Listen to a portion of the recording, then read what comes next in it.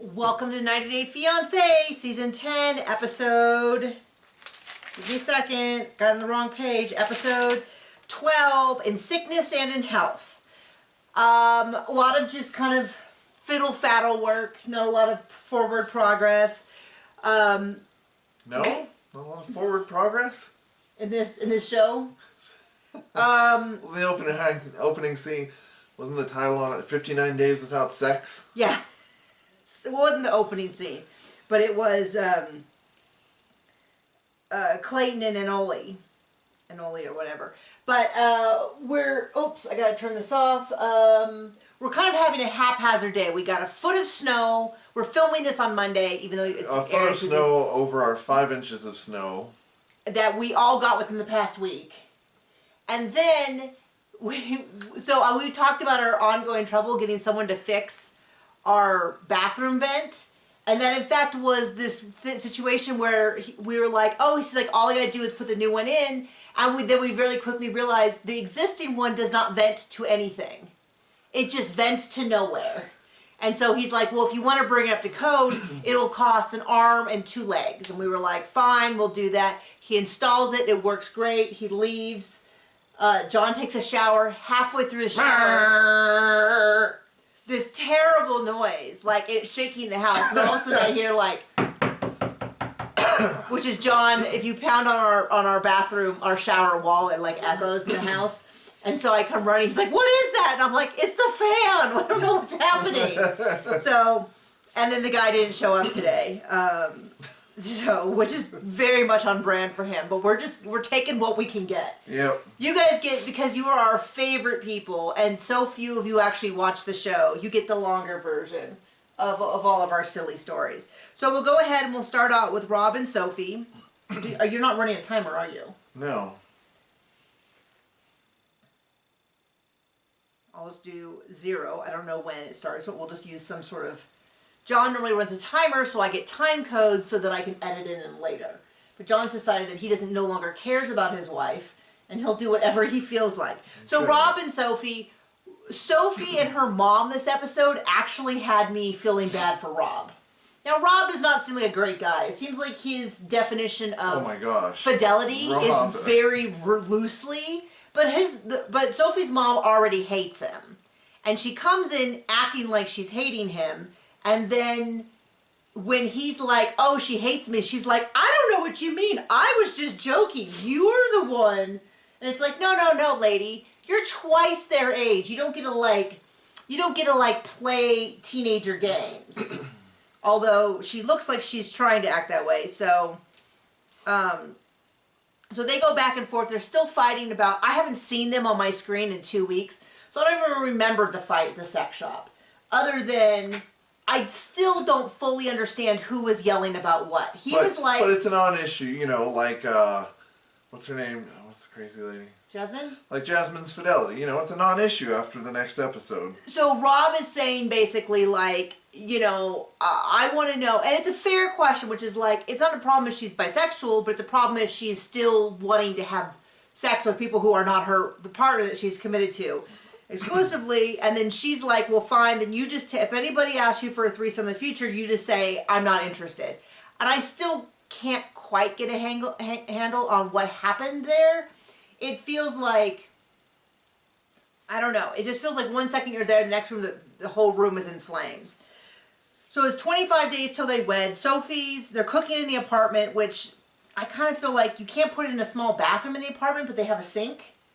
I assume that there wasn't water. That's kind of a bathroom, I'm sure.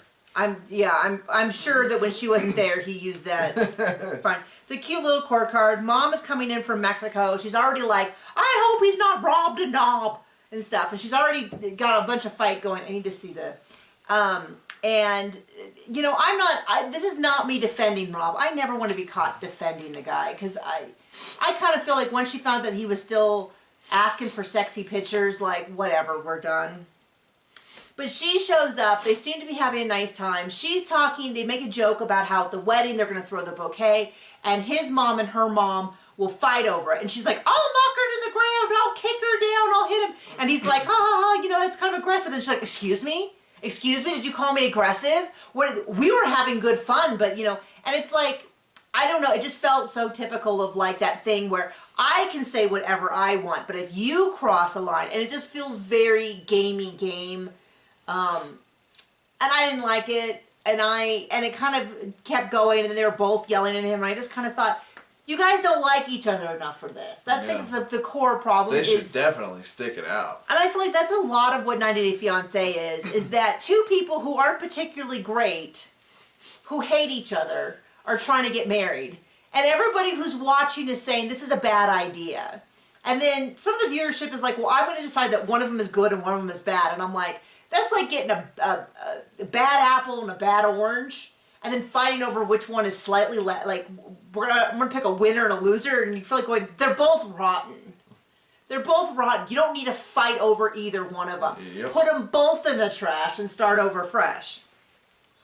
And so that's my thing of them. I just, see, at this point, I just don't care. I don't know that I'm fit to be watching the show because it feels like I just don't care. We're not. Reminder, though, we will finish out this show, but then we're going to Seeking Sister Wife, which, I don't know, entertains me more. I feel like the past couple seasons of Seeking Sister Wife have been better than anything I've watched on 90 Day Fiancé. Oh, well, yeah.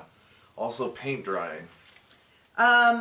So, next couple, Gino and Jasmine, they're in Miami, they're salsa dancing.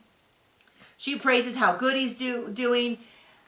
This episode, if this was the first episode we saw, I would say, oh, I can kind of forgive her. But after the last 11 episodes, I just have no interest in her. Because she said before she didn't want to have kids with Gino because I just feel... She just got a new butt from her old boyfriend that she's still banging, and, like, why would she want to have a kid with Gino? And she said, she doesn't trust him and this and that. And I'm not saying, trust me, I am not saying they should hurry up and have kids. I just feel like what she does is this thing where when she gets angry, she yells all the truth, which is that she's doing sex tape with her ex-boyfriend, she's doing this, she's doing that, she thinks he's a worm, she thinks he's ugly, all of that. But then when she's calculating, she like trots out. I am positive that her first marriage was probably very difficult, but it seems that it's very convenient for her to trot it out when she wants to get things that she wants, like a prenup. And the same thing with this. So her youngest child has special needs, and she is claiming, so they do this whole thing where they talk about how he wants to be bonus dad, and she can't wait to get her kids out there. And then he's like, okay, I want to be a bonus dad, but I'd also like to have a child of our own with you. And then she's like, well, my last child, I've never told Gino this, but I'm worried that because of my last child with special needs, that we would have another child. And you'll understand how difficult it is and how judgmental. Okay, that is in and of itself 100% true. People are incredibly judgmental of kids who are not neurotypical. And there's very much a lot of attitude of like, they wouldn't do this behavior if you just beat the crap out of them at home. Seems to be a lot of the attitude. And luckily there's always, more often than not, I've encountered people who are like, hey, my son really struggled with restaurants or with church or this or that. At our church we have one of the ladies, I've talked about her twice today, one of the ladies who runs the youth ministry. Her kids are more wired like my son is. So she's very chill about, like, no problem. That's not always been the case. Sometimes they're just like, well, he just won't sit still for an hour-long lesson. And I'm like, okay, well... Welcome to ADHD. Not particularly uncommon for a lot of kids his age, but especially for our son. Right. Whereas the other one's a little bit more like, if he needs to get up and walk around as long as he's quiet. And I'm like, okay, that is...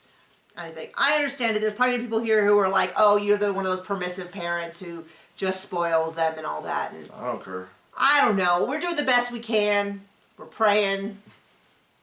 We got a great kid. We're doing what we can. He's going to turn out fine. Oh, he's an amazing kid. I'm just not always so sure about my own parenting. Anyway, and so I have a great deal of sympathy for what she's saying. It's just not really consistent with everything else that she said about not wanting a baby with Gino because of other stuff. And it just seems that this is this ongoing thing of like, she has what she says when she's really angry, which is always really nasty and indicates that she has no interest in him. And then she has what she says when she's like sat down and calculated what she's going to say. And I just don't know. And she's lying. She's lying all the time. So I don't know that I trust her. Okay, so next couple, Manuel and Ashley. So they bring out his BFF from New York that he hasn't seen in at least a year. Or ever? No. That's the wrong couple. Oh. Well, who are these people? Ashley, the Black Witch. Oh, okay. Which is how she describes herself. I'm not doing just a really insensitive job. That's how she describes herself. So she talks, the friend comes out, she's like, I feel like all we do is talk Spanish. Why don't you guys go out and talk? Let's go hang out. And then they go out to talk, and they talk a little bit about how it's easy to say that they're going to get married. It's going to be hard to actually get married. How else would you summarize that conversation? Stupid. We had a snow day, so it was a little chaotic here. No, it was dumb. And then she starts a fight, and then walks off. Then they come out. Like he does. So maybe they deserve each other. The next day they come and she's like, oh, so what did you guys talk about? You talk about how difficult I was? And I was like, well, that is leading the witness. And then they talk about, she gets into a big fight and she drags the friend into this fight about money. I don't know if there's a right and wrong with the money. On one hand, he has obligations. Not right to bring it up with people who aren't in it. Well, yeah, I mean, she's really looking to this guy to, like, validate her point of view. And it's like, on one hand, she does make all the money, and so she has a right to spend it on herself. On the other hand, I don't think it's necessarily ethical to ask him to abandon the rest of his family, especially when he has commitments to underage kids.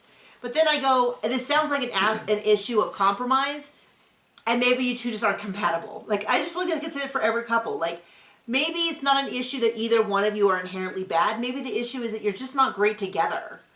And so they go back and forth, they drag the friend in, and she's like, I am sending money to his family, but I want to spend some of my money. And I just kind of feel like going, I don't know that this dude is the person you should be talking to about this issue.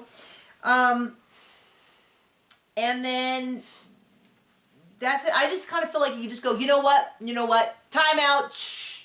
We're calling the game on account of bad weather. Like, we're not doing this. Like, you guys are not compatible. You didn't discuss it enough ahead. This is the kind of stuff you discuss when you're dating before you decide that you're going to get married. Like, one of the conversations that John and I had early on was about money and our attitudes about money, and is money meant to be saved or spent, and what about commitments? And we kind of figured out, like, we have a similar, like, I was really worried about marrying someone because of people in my life.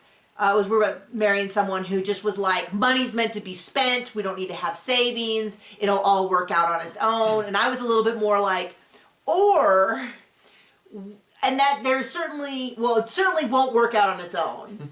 And even in the best of circumstances, unexpected things can come up, so let's spend below our means. Now, some people can't spend below their means because to survive costs a certain amount and they can't make more than that. Right. Not judgment here. I'm just saying that we're not going to blow every penny we have on a business that might or might not work out and then not work on the business. I'm just saying there's a lot of things you can do, and that those would be two sketchy decisions that are impossible to do together. You know, spend all your money on a business and then not work on it. Oh wait, that sounds like my sister wives closet. That was not intentional, but I love a little sister wives tie-in. So they're just, my point being that those are questions you ask ahead of time, and you say, yes, the most important thing in the world is pampering yourself and spending the money how you want. But the point is, when he comes, he is dependent on her. And she's like talking about how she didn't have a co-signer, this has to work out. And I'm like, send him back. You'll save money. Like, if the concern is money, and I guess in the sneak peek she says something like, the sex is really good, but it doesn't fix every problem. But then it shows them having sex in the bathroom, like a family stall. Which, ooh, like, the thought of that, there's a lot of things I'm not adventuresome about, and sex in a bathroom sounds like gross. Two things I do not want to have combined into one. Right. Like, no. So there were that. Do you want to add anything? Sometimes people are like, why don't you ever let John speak? Clearly these people don't know me. The most words that John will ever say in a day are the days that we film. Yep, those are my wordiest days. Okay, so we'll go on to the next couple, which is Nikki and Justin / Igor. So they leave the winery. Oh, okay. These people are fun. And it's just, I'm just saying what I've been saying. He's just not that into her. He even says in the preview, which they didn't show us this week, which is like, I love her, but my body doesn't. And it's like, okay, then you guys are buddies. You guys are friends. Like, you got in this episode, he also brought up his sex friends. Yeah, he's got two sex just friends. Sex friends. They're just sex friends, and then somehow a threesome comes up, and he's like, I'm all in on that. And she's like, so I'm not enough, which is, the answer is yes. The answer, unfortunately, is yes. It is weird that she counters with, he's like, my dream is to have a threesome, and she responds by saying, I've had threesomes all the time. I've had 2 men, I've had 2 women, I've had multiple orgies, I've done all these things. I'm done. Which, of course, you can always decide you're done, but I kind of feel like there's a lot of judgment that he wants a threesome, where then she's like, well, let me counter by telling you, I've had so many threesomes I can't even count, sort of thing, where you go, okay, odd way to counter his argument. Right. I don't think you're turning him off of the idea. But she's welcome to be like, that's in my past, but I kind of thought, well, maybe that's where he is now. Once again, a couple who's not in the same place and might be happier not together. I just don't know how to keep saying that over and over again. It must be one of the... It's the theme of the show. It must be one of the criteria they use when they pick people out, is they're like, are you two people who should not be together? Perfect! We're going to take turns seeing which of you is the worst. So then they talk about... and then she says, well, you know, if you're having sex with people without me knowing... Are you using protection? And he's like, yes, I've always used protection. Definitely should get that checked up on. And then he says that it's 2 girls. I don't know if I buy that number. What do you think, John? That felt like, what's the lowest number I can get away with that that there's not proof? What will shut her up? Yeah, like it's 5, but he's like, I'll go with 2. That kind of thing. And then she goes to talk to her her mother. If you told me that was her sister, I would buy it. Because they look the same age to me. And that's not, it's a little bit of a compliment in the mom and kind of a big dig on Nikki. But the mom is all about, no, you shouldn't do this, which, I can't disagree. It does not sound like they are well suited. She does immediately stop. One of the first things she says when she gets in the car is, if you'd invested as much as I had, you'd feel the same. Which does feel a little bit sugar mommery, like I've given you this amount, this is how much I feel, which is probably not a great dynamic and is probably not helping the situation. I've paid this much for you, so you owe me this. Oh. Yeah, and then he goes and talks to his friend, and it's the worst advice you've ever heard. Which is pretty good for this show. Which is, women are naturally manipulative. You need to be more manly, and you need to tell her to be more feminine. You got to be the man. I was like, oh, we got some real Andrew Tate stuff going on over here. Oh, wow. And I'm just like, first of all, when he says women are just naturally manipulative, I was like, oh, it's one of those conversations. Well, I'm all done. Thank you very much. I don't like anyone in this situation. And yeah, I kind of feel at this point Nikki just needs to be like, oh, he's not attracted to me. You can't have sex without drinking a bunch. I think I'm done. Like, we're going to call Christine up from Sister Wives, and she's going to give a little conversation on when the guy says he's not interested in you, you say, no, thank you, I'm moving out and I'm done. Yes. It wasn't quite that simple, but, I'm just saying, like, maybe he might have a little more enthusiasm if he thought he was losing his meal ticket or whatever. I don't know. I don't know what is going on with that and why that is happening. Okay, so then we get to Citron and Sam. They are having some tense moments because he lied to her and withheld information and might be going to jail because he couldn't get his paperwork done. And she thinks that's not cool. She's like, why didn't you do the paperwork so that you could...